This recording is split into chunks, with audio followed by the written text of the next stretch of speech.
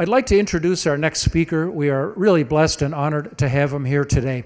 Honestly, I would have to tell you that my nightmare job, I think it's the hardest job in the world, is to be a college president, especially a private college president that does not have any sorts of guaranteed governmental funding or subsidy.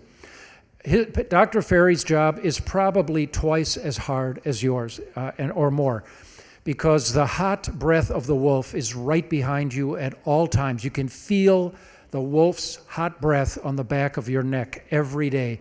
And you might, at the close of the fiscal year, if you did not go bankrupt, you can do a little dance, but after a minute and 30 seconds of that, it's right back to the phones. Am I right? And yet, in spite of the pressure of keeping functioning and going forward, what has become the biggest of the 10 Concordias, Concordia University, Wisconsin, and its regents have taken over management and assumption of risk of Concordia Ann Arbor as well, which is in a great location, has a wonderful long heritage, but was in some administrative, organizational, and financial difficulties. And this organization, Concordia, Wisconsin, took over management and some assuming of the risks for Concordia Ann Arbor. That takes some courage. If you've been on the Concordia campus any time within the last couple of years, it will look very different from the way it looked 10 or 20, and the entire campus has been reconfigured to take advantage of their spectacular bluff setting above Lake Michigan.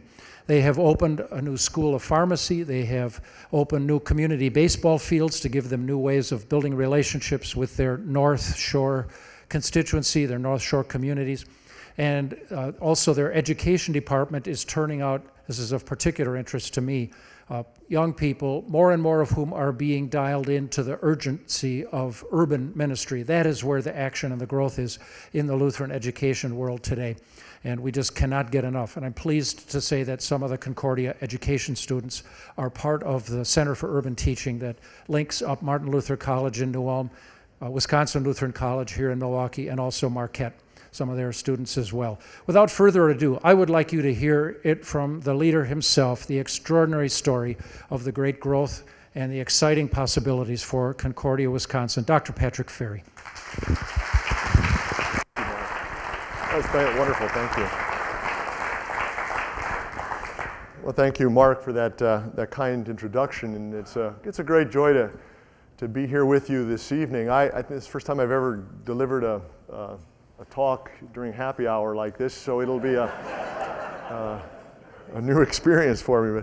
But I want to greet you from your brothers and sisters in Christ at Concordia, wherever it's manifested near and far, who are your partners in ministry, and in our context, in the extraordinary ministry of Lutheran higher education. So what does Charles Dickens have to do with that, actually? Not much, to tell you the truth, but I thought that I might utilize something from him as a way to get us started. I have in my library at home 28 volumes of Dickens' works. It was something I inherited along the way. Last year was a celebration of the 200th anniversary of his birth.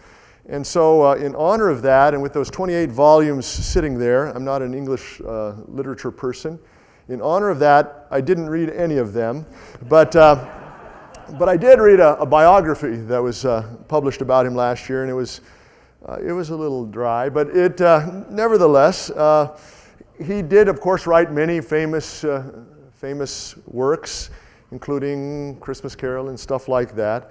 But for our purposes today, I want to focus just in a way kind of to borrow from Dickens his classic A Tale of Two Cities. That book itself is about the French Revolution, and nothing says change quite like the French Revolution. But for my purposes, I just want to borrow his title, to modify it slightly, and its very famous opening line, right?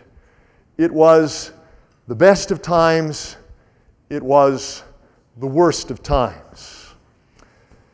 I'm going to tell you a tale of two colleges. Actually, technically, three, but two to get us started. And their connection to change, even revolutionary change, and also their connection to death.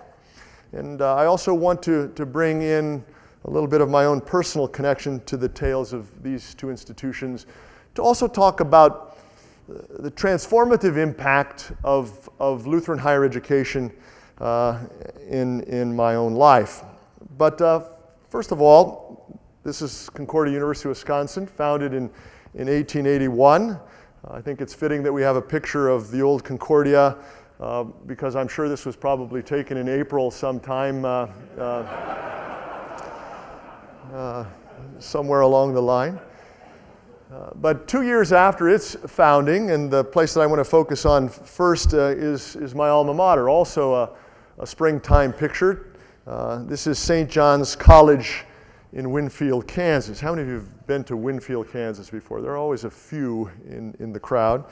I'll say more about that place in a moment. St. John's actually founded by John Peter Baden, 1983, a local businessman in Winfield, Kansas, who wanted to establish a Lutheran college that was kind of revolutionary in that it taught its classes in English, it was co-educational, and it offered a business degree, something kind of unusual. But why did I go to St. John's College? I grew up in Denver, Colorado. How many of you have heard of Denver, Colorado, by contrast? You know, and when you think of Denver, Colorado, what's the image that comes to your mind? Maybe snow too, but you think of a beautiful place nestled up against the wonderful Rocky Mountains. And so why then travel away from a place where you have family and friends and go 550 miles to Winfield, Kansas? Winfield, by the way, is not in the middle of nowhere, but you can see it from there. That's where it is in Kansas. And I wasn't uprooting from my loved ones with the idea of becoming the president of the largest Lutheran university in North America, right? That's Concordia, 8,000 students. We're not the largest in the world, by the way. Some of you probably know where the largest in the world is. But if you don't know and you'd like to guess, where would you guess the largest Lutheran university in the world is? Well, that's not a guess, Paul. That's not a guess. You knew that. The largest Lutheran university in the world is in Brazil, Ulbra. The Lutheran University of Brazil has 140,000 students. So we're working on it. We're going to have to add another parking structure, I think. But in any case, I didn't go planning to become a Lutheran college president, a Lutheran college professor, a Lutheran pastor. I wasn't planning to become a Lutheran because I wasn't one. I went really for one reason and one reason only, and that was the allure of college basketball. I'm one of those two guys there.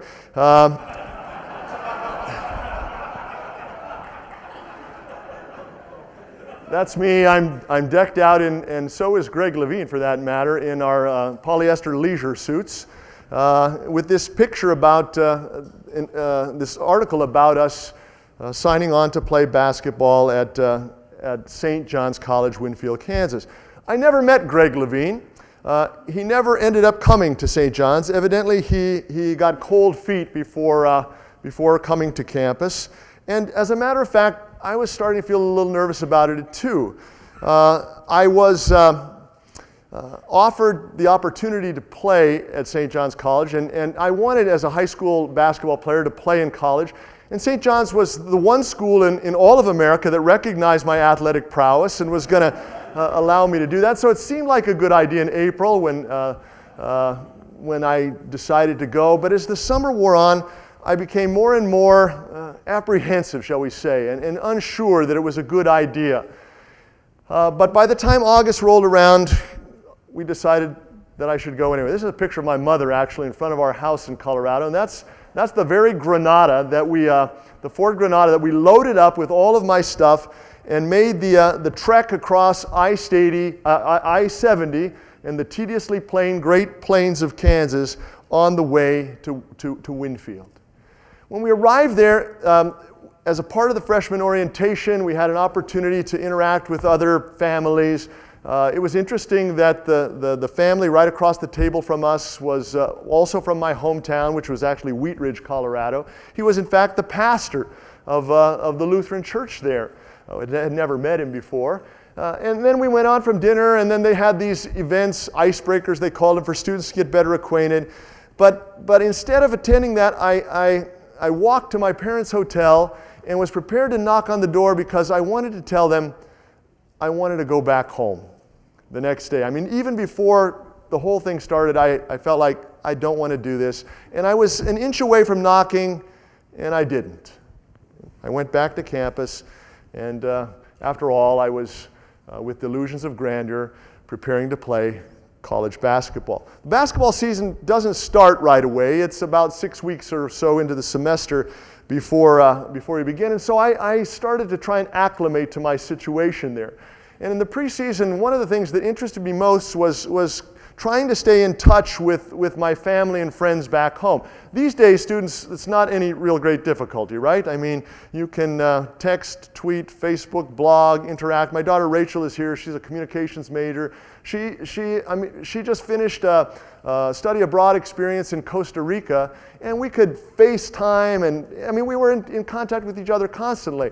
I have to introduce my students as a history teacher to an ancient form of communication that we had to resort to when I was a college student in the late 1970s, in which people would take parchment and quill, and we would, wasn't quite that bad, but this whole concept of writing letters and sending them back and forth, well, I was a letter writing fiend, because I knew that by writing letters and sending letters, that was the best way to get letters back in return. And so I wrote letters during class. I wrote letters instead of class. I wrote letters late into the night so that I could be one of the first ones in the morning at this very place in order to receive letters that were sent back to me. And this is an unusual day. There were none there.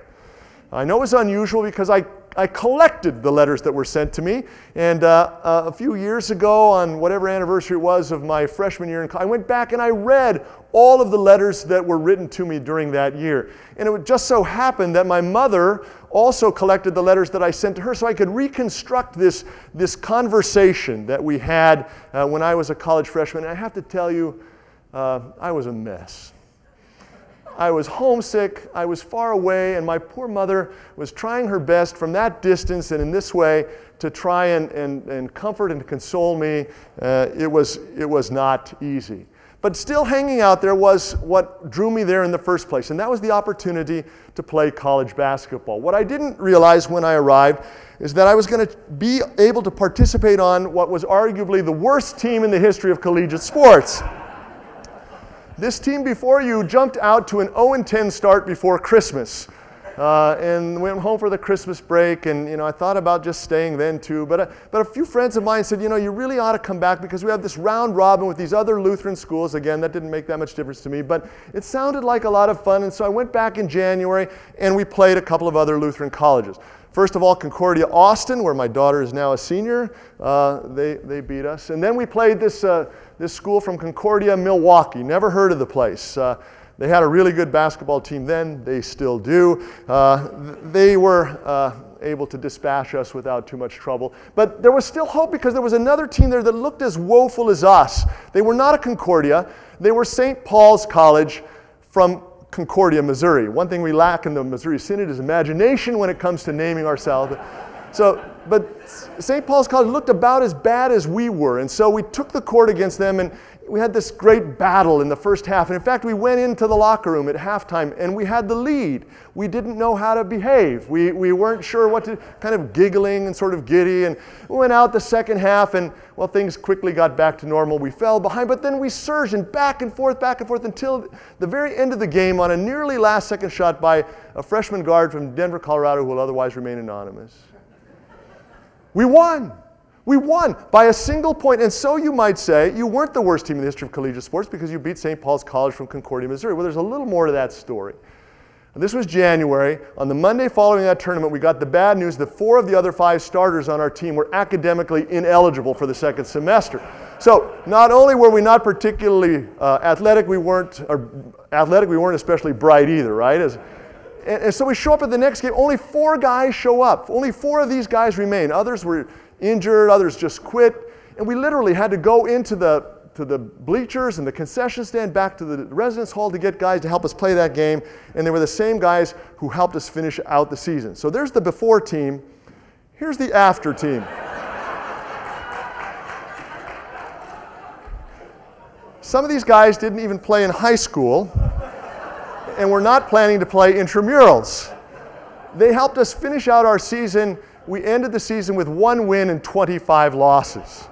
But some of those losses in the second semester were sort of epic proportion. I mean, just one example, we lost to Barton County Community College, perennial powerhouse.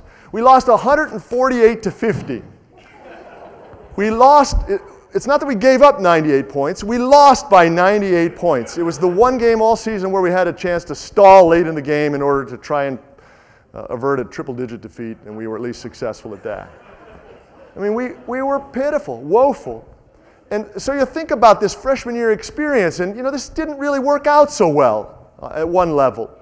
And yet, it was during the course of that freshman year that I came to appreciate what St. Paul the Apostle meant when he said in Romans chapter 8, well, let me tell you what he said before he said what he said. First of all, he quotes the Old Testament. He said, "All we like sheep face the slaughter." That was a text that this team could relate to, right?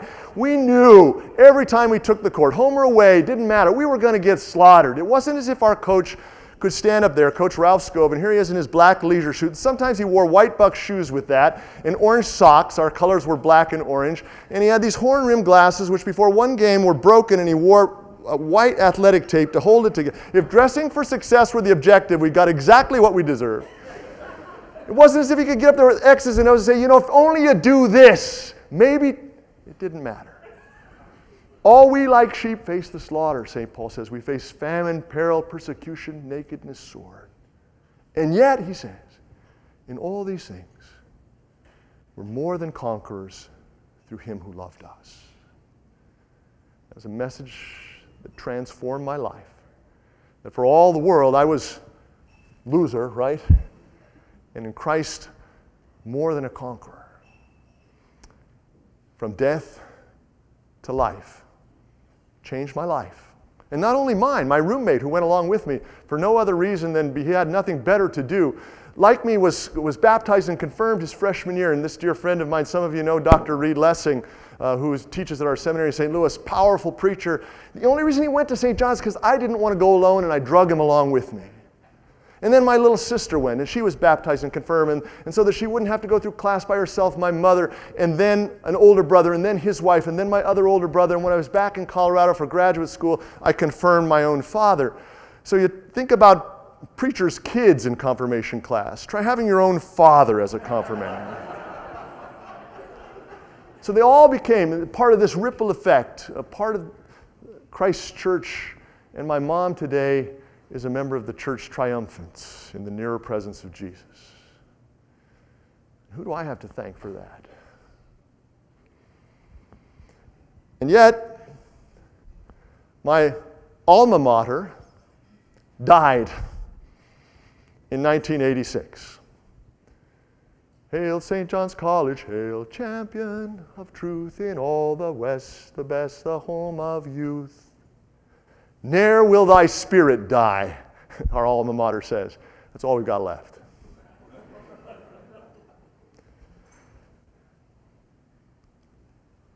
Concordia, Milwaukee, founded about the same time, and at about the same time in the 1970s and 1980s, was within a hair's breadth of the same fate as my alma mater. I mean, we were closing schools all over the place. We thought that was the answer. Let's just send the kids down to River Forest. They'll go down to Chicago. Yeah, right. Just kill Milwaukee. It was the worst of times. But somebody, thank God, somebody thought about a different option. Change. In fact, change of location. This is what our campus looked like 30 years ago. We had 500 students. Lock, stock, and barrel. Someone said, don't use any of those buildings on the east side of the chapel. That's in the top upper right-hand corner of this picture. Don't use those buildings. You're never going to need all that space. Buildings which are all now torn down and replaced by others to house the students on our campus. The property across the street to the south, you can't see it here, was also made available to Concordia for an additional $200,000. But we passed on that because $200,000 bucks. I mean, we just paid $8 million.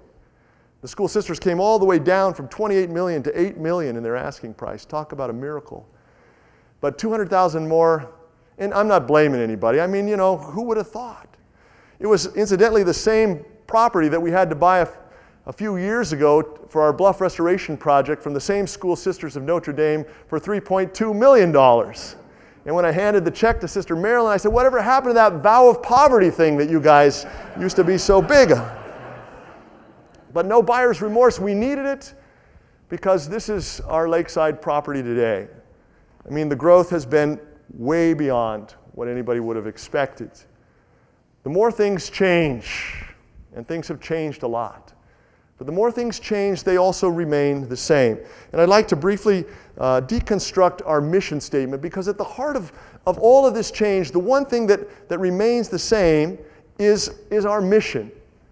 That we are a Lutheran higher education community. And we say that without hesitation, without embarrassment, without pause, because that is our identity. And while there are still many schools that while there are many schools that have had historic connections to and denominational affiliations, most of those have marginalized that so much that it's no longer really intrinsically important into the way they carry out their work on a day-to-day basis.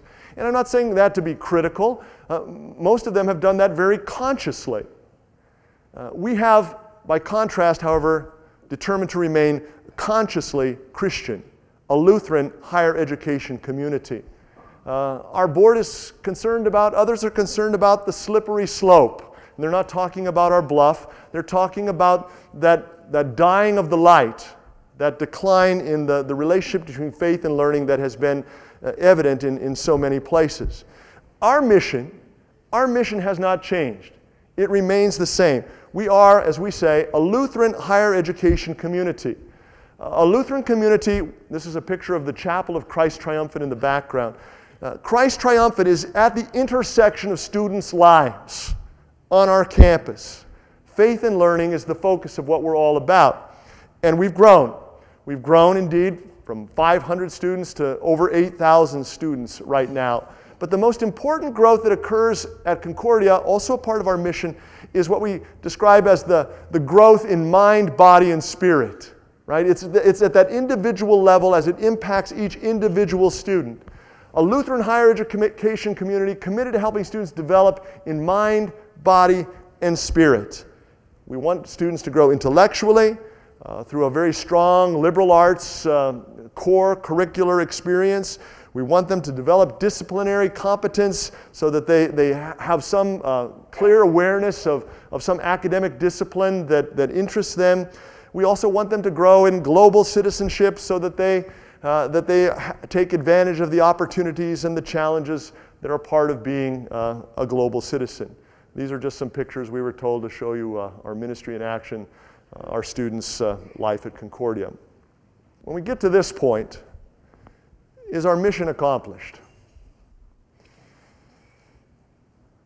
Concordia is a Lutheran higher education community committed to helping students develop in mind, body, and spirit. We could stop right there and feel like we've accomplished quite a lot. But the reality is that the university's mission is not accomplished until our students accomplish it. Develop in mind, body, and spirit for service to Christ in the church and in the world. And unless and until our students make sure that happens, our mission's not accomplished. So when I take this stage, as I will again in a couple of weeks, and we have students coming across the platform, and I'm dressed there in my gaudy gold gown, and Dr. Carrio's over there mispronouncing their names. And as they make their way across, and I prepare to hand them their diploma, which is really just the diploma cover jacket. We don't give them the actual diploma until we're sure they paid their bills and passed their classes. But everybody thinks it's the diploma, and as I hand it to them, I've often thought, wouldn't it be great if we could just make every student recite the mission statement before I hand it? The ceremony will be way too long. So we're not going to do that. But more important than that is that when they step off that stage, that the ripple effect is one that has an impact in the lives of others. And these students, the ones that you see here, are just a handful of the ones who are experiencing the Concordia education. If this fall I had an opportunity to travel to Asia to visit some of our programs in Asia, we had alumni gatherings that were as big as this room with about as many people. So Concordia's reach, its breadth, goes beyond our Mequon campus to our many satellite campuses around the state, around the region, and around the world. And so we're touching lives through Lutheran Christian higher education, through various pedagogies and deliveries, through face-to-face, through online interaction, helping each and every single individual student to grow intellectually, physically, spiritually, for service to Christ in the church and in the world. It was the worst of times. This is an aerial view of Concordia in Ann Arbor, Michigan, our sister school that was founded 50 years ago, right on the banks of the Huron River. Beautiful campus location, wonderful idyllic setting, but a school that from the very outset struggled to be successful, struggled with identity. When all of the Concordias began to add pre-seminary programs and teacher education programs, this school, which thought its mission was going to be that bridge for bachelor's degree education for future pastors, found itself uncertain about what its responsibilities were. And so it struggled so much, in fact, that there were lots of conversations going on in the church about, well, maybe we should close Concordia Ann Arbor. Gee, I heard that somewhere once before. Wouldn't that be a good idea? And maybe in fact that's the only solution in some cases.